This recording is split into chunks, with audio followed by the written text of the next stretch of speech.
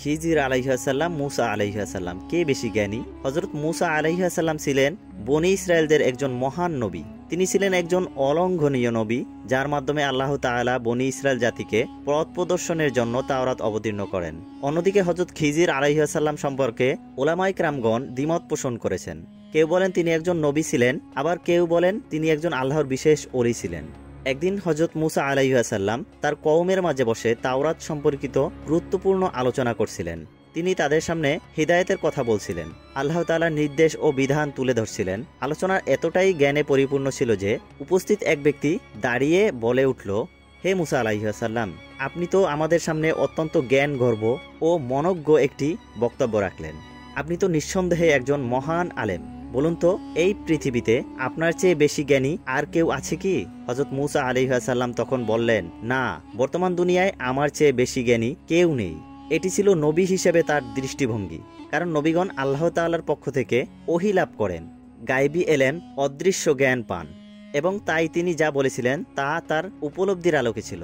তবে আল্লাহ তাআলা হযরত মুসা আলাইহিসসালামের এই উত্তরে সন্তুষ্ট হলেন না, কারণ জ্ঞান আল্লাহর একটি গোপন ভাণ্ডার এবং তিনি যাকে ইচ্ছা তাকে অংশীদার করেন।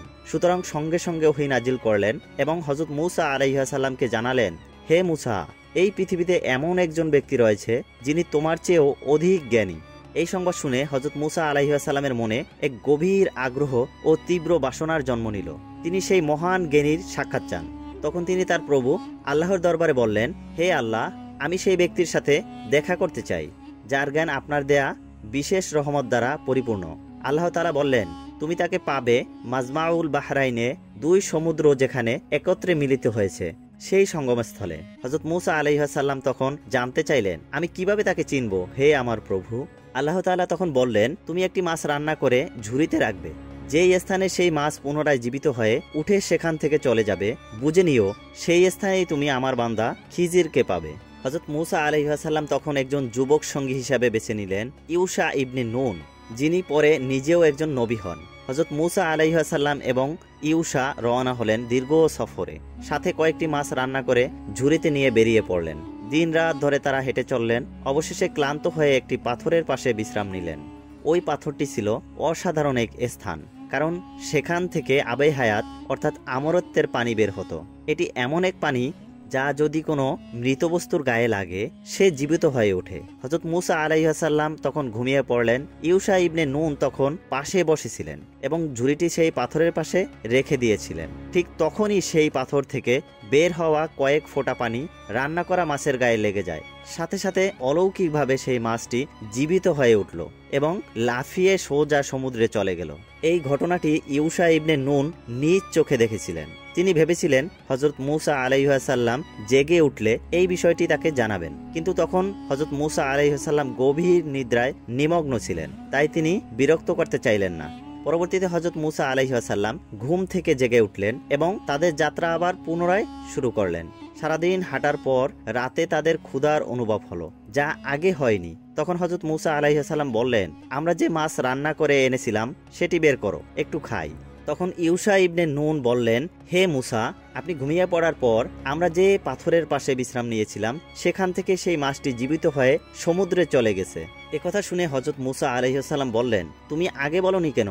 ওটাই তো আমাদের কাঙ্ক্ষিত গন্তব্যস্থল, আমরা তো সেই জায়গায় খুঁজছিলাম। তখন ইউশা বললেন, আমি বলতে চেয়েছিলাম কিন্তু শয়তান আমাকে ভুলিয়ে দিয়েছিল।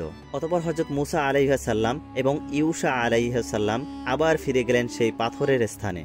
সেখানে গিয়ে তারা অবাক হয়ে দেখলেন মাছটি যে জায়গা দিয়ে গিয়েছে সেখানে সমুদ্রের মাঝে একটি সুড়ঙ্গ তৈরি হয়েছে। পানির মধ্যে স্থির হয়ে একটি রাস্তা তৈরি হয়েছে, যেন কেউ সেখান থেকে হেঁটে গিয়েছে। সেই সুড়ঙ্গের পাশেই একটি পাথরের উপরে এক ব্যক্তি কাপড় মুড়ি দিয়ে শুয়ে আছেন। হযরত মুসা আলাইহিসসালাম ধীর পদক্ষেপে তার কাছে গিয়ে সালাম দিলেন, আসসালামু আলাইকুম ওয়া রাহমাতুল্লাহ। তখন হযরত খিজির আলাইহিসসালাম কাপড় মুড়ি দেওয়া অবস্থায় জবাব দিলেন, ওয়া আলাইকুমুস সালাম ওয়া রাহমাতুল্লাহ। এরপর তিনি জিজ্ঞাসা করলেন, এই নির্জন স্থানে কে আমাকে সালাম দিচ্ছে? হযরত মুসা আলাইহিসসালাম বললেন, আমি মুসা। খিজির আলাইহিসসালাম জিজ্ঞাসা করলেন, বনী ইসরায়েলের নবী মুসা? তিনি বললেন, হ্যাঁ, আমি বনী ইসরায়েলের নবী মুসা। খিজির আলাইহিসসালাম তখন বললেন, তুমি কেন এসেছো? হযরত মুসা আলাইহিসসালাম বললেন, আপনার কাছ থেকে কিছু শিখতে এসেছি।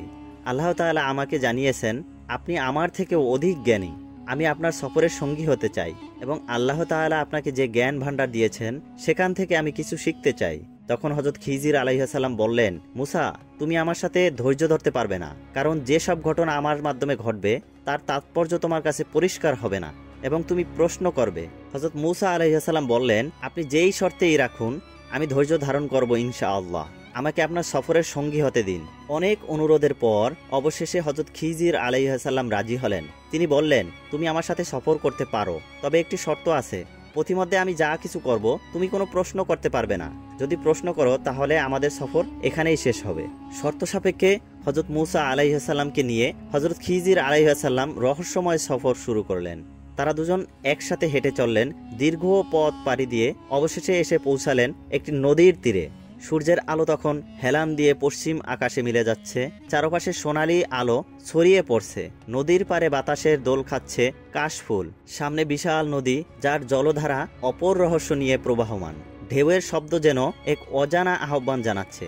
আর তাদের কাছে কোনো যানবাহন বা টাকা পয়সা ছিল না। তখনই চোখে পড়ল একটি নৌকা, খড়ের ছাউনিযুক্ত ছোট্ট এক জলযান। আর সেই নৌকার মাঝি চিনে ফেললেন হযরত খিজির আলাইহিস সালামকে। মাঝি বিনীতভাবে বললেন, হে সম্মানিত ব্যক্তি, আপনি আমার নৌকায় উঠে আসুন, আপনাদের নদী পার করে দেব, আমি কোনো পারিশ্রমিক নিব না। এই আন্তরিক আমন্ত্রণে হযরত খিজির আলাইহিস সালাম ও হযরত মুসা আলাইহিস সালাম নৌকায় উঠলেন এবং মাঝি তাদেরকে নিয়ে নদী পারাপারের উদ্দেশ্যে রওনা দিল। নদীর বুক চিরে নৌকা এগিয়ে চলছে। সূর্য তখন নদীর পানিতে সোনালি রেখা এঁকে দিচ্ছে, যেন স্বর্গীয় পথে তারা যাত্রা করছেন। কিছুদূর যাওয়ার পর হঠাৎ একটি ছোট্ট চড়ুই পাখি এসে নৌকার কিনারায় বসলো এবং ঠোঁট ডুবিয়ে নদীর থেকে এক ফোঁটা পানি পান করলো। তখন হযরত খিজির আলাইহিস সালাম মুসা আলাইহিস সালামকে বললেন, হে মুসা, দেখো এই পাখিটির ঠোঁটে যতটুকু পানি লেগেছে সেইটুকুই আমাদের জ্ঞান, আর এই নদী এবং সমগ্র সমুদ্রের পানি হলো আল্লাহ তাআলার জ্ঞান। আমাদের আর তোমার জ্ঞান আল্লাহ তাআলার জ্ঞানের তুলনায় এক ফোঁটা পানিরও কম। এই উপমা শুনে হযরত মুসা আলাইহিস সালাম নীরব হয়ে গেলেন। এ যেন এক অলৌকিক শিক্ষার সূচনা। তার হৃদয় নিঃশব্দে কেঁদে উঠল, যেন আল্লাহর জ্ঞানের অসীমতা প্রথমবারের মতো সত্যিই অনুভব করলেন তিনি।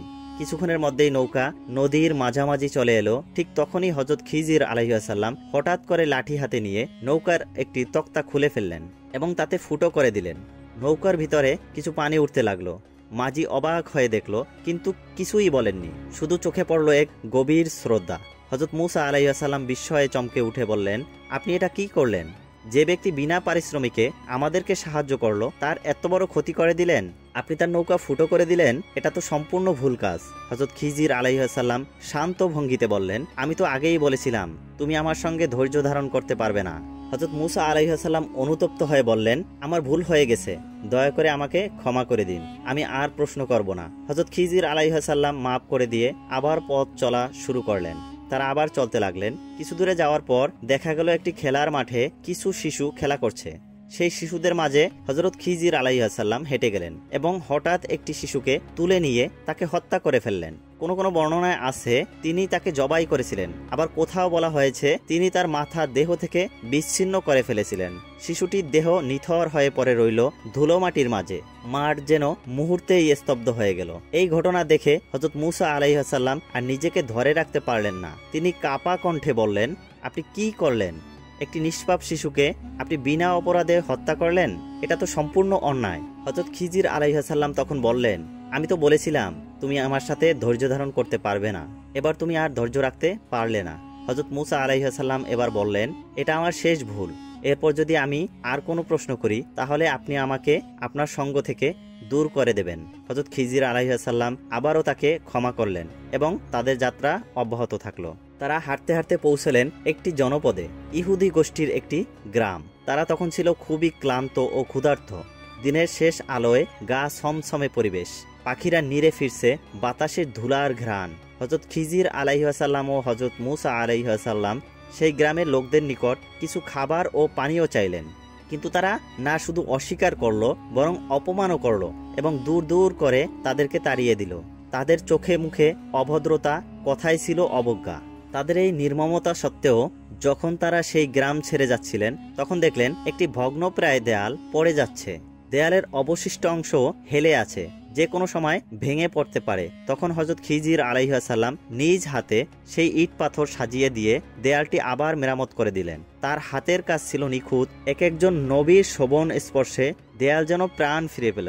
এই দৃশ্য দেখে হযরত মুসা আলাইহিস সালাম অবাক হয়ে বললেন, এরা তো আমাদের এক গ্লাস পানিও খেতে দেয়নি, অথচ আপনি তাদের দেয়াল মেরামত করে দিলেন। আপনি চাইলে তাদের থেকে কিছু পারিশ্রমিক নিতে পারতেন, যা দিয়ে আমরা অন্তত কিছু খাবার কিনে খেতে পারতাম।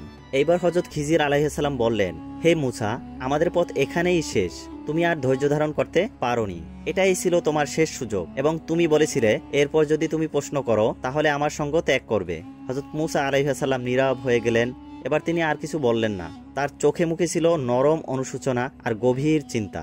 তখন হযরত খিজির আলাইহিস সালাম বললেন, হে মুসা, যাওয়ার আগে আমি তোমাকে বলি কেন আমি এই 3টি কাজ করেছিলাম। প্রথম কাজ, নৌকাটি ছিদ্র করার কারণ ছিল এই নৌকাটি ছিল একটি দরিদ্র পরিবারের একমাত্র জীবিকা। তাদের আয় রোজগার এই নৌকাটির মাধ্যমেই চলত। কিন্তু সেই এলাকায় ছিল এক অত্যাচারী বাদশাহ, যে ভালো কোনো জিনিস দেখলেই ছিনিয়ে নিত। কিছুক্ষণের মধ্যেই তার সৈন্যরা আসবে এবং যদি দেখে যে নৌকাটি নিখুঁত তাহলে তারা এটিকে কেড়ে নেবে। কিন্তু আমি এটিকে সামান্য ছিদ্র করে দিলাম যেন সৈন্যরা একে বাতিল মনে করে ফেলে রেখে যায়। পরে নৌকার মালিক এটিকে ঠিক করে আবার জীবিকা চালাতে পারবে। হযরত মুসা আলাইহিস সালাম তখন বললেন, সুবহানাল্লাহ, আপনি যে কত দূরদর্শী কাজ করেছেন তা তো আমি বুঝতেই পারিনি। দ্বিতীয় ঘটনা, শিশুটিকে হত্যার কারণ ছিল এই শিশুটি বড় হয়ে এমন এক জালিমে পরিণত হতো যে নিজ বাবা মাকেও কষ্ট দিত এবং জাহান্নামের পথে নিয়ে যেত। সে ডাকাতি, খুন, ধর্ষণ সহ এমন কোনো অপরাধ রাখত না যা সে করত না। তাই আমি আল্লাহর নির্দেশে তাকে হত্যা করলাম, যেন আল্লাহ তার পরিবর্তে তার মা বাবাকে কোনো নেক ও শান্তিপ্রিয় সন্তান দান করেন। তৃতীয় ও শেষ কাজ, সেই দেয়াল মেরামত করার পেছনে হিকমা হলো এই বাড়িতে বসবাস করত 2টি এতিম শিশু। তাদের পিতা ছিল এক সৎ ব্যক্তি, যিনি মৃত্যুর আগে তাদের জন্য কিছু গুপ্তধন সেই দেয়ালের নিচে রেখে গিয়েছিলেন। যদি দেয়ালটি এখন ভেঙে যেত তাহলে সেই ধন সম্পদ অন্য লোকেরা নিয়ে যেত এবং এতিম শিশুরা তা থেকে বঞ্চিত হতো। তাই আমি দেয়ালটি মেরামত করে দিলাম যেন তারা বড় হলে নিজ হক নিজেরাই বুঝে পায়। এরপর হযরত মুসা আলাইহিস সালাম বিনীতভাবে হযরত খিজির আলাইহিস সালামের কাছে কিছু নছিহত চাইলেন। হযরত খিজির আলাইহিস সালাম বললেন, হে মুসা, কখনোই উচ্চ স্বরে হাসবে না, সবসময় মৃদু হাসবে, রাগ ও জেদকে পরিত্যাগ করবে, আর সর্বদা আল্লাহর কাছে কান্নাকাটি করবে, অনুনয় করবে, ক্ষমা চাইবে। আল্লাহর পরিকল্পনাই সেরা পরিকল্পনা এবং তিনি যা করেন তা আমাদের কল্যাণের জন্যই করেন। এরপর হযরত খিজির আলাইহিস সালাম মুসা আলাইহিস সালামকে বিদায় দিলেন। হযরত মুসা আলাইহিস সালাম ফিরে গেলেন তার কওমের নিকট। এই সফর ছিল এক অনন্য জ্ঞানের পাঠ, যেখানে প্রতিটি ঘটনায় লুকিয়ে ছিল মহান আল্লাহর অপর হিকমা। এই জ্ঞান শুধু পড়ার নয়, উপলব্ধি করার। হযরত মুসা আলাইহিস সালাম ও হযরত খিজির আলাইহিস সালামের এই রহস্যময় সফর ছিল এক অপার জ্ঞানের শিক্ষা। প্রতিটি জ্ঞানই প্রাথমিকভাবে ছিল হযরত মুসা আলাইহিস সালামের জন্য এক কঠিন পরীক্ষা, কিন্তু শেষ পর্যন্ত হযরত খিজির আলাইহিস সালাম প্রতিটি ঘটনার পিছনের হিকমা উন্মোচন করলেন। নৌকা ছিদ্র করার পিছনে ছিল দরিদ্র মাঝির সম্পদ রক্ষা করার পরিকল্পনা। শিশুটির হত্যা ছিল ভবিষ্যতে এক মহা দুর্যোগ থেকে তার পরিবার ও সমাজকে রক্ষা করা। আর ভগ্নপ্রায় দেয়াল মেরামত ছিল 2 এতিম শিশুর অধিকার সংরক্ষণ। এ থেকেই আমরা বুঝতে পারি সবকিছু আমাদের চোখের সামনে যেমন দেখা যায় বাস্তবে তা তেমন নাও হতে পারে। আল্লাহর পরিকল্পনা সবকিছুর ঊর্ধ্বে এবং তিনি যা করেন তা নিঃসন্দেহে সর্বোত্তম। এই সফরের মাধ্যমে আমরা ধৈর্য, প্রজ্ঞা এবং আল্লাহর উপর পরিপূর্ণ নির্ভরতার মূল্য শিখি। হযরত মুসা আলাইহিস সালাম এই সফর শেষে উপলব্ধি করলেন যে মানুষের জ্ঞান সীমিত, কিন্তু আল্লাহ তাআলার জ্ঞান সীমাহীন। আমাদেরও উচিত জীবনের প্রতিটি পরিস্থিতিতে ধৈর্য ধরা, আল্লাহর হিকমা ও পরিকল্পনার উপর ভরসা রাখা। এই মহামূল্যবান শিক্ষাগুলো আমাদের জীবনে কতটা প্রভাব ফেলেছে আপনার মতামত জানাতে ভুলবেন না।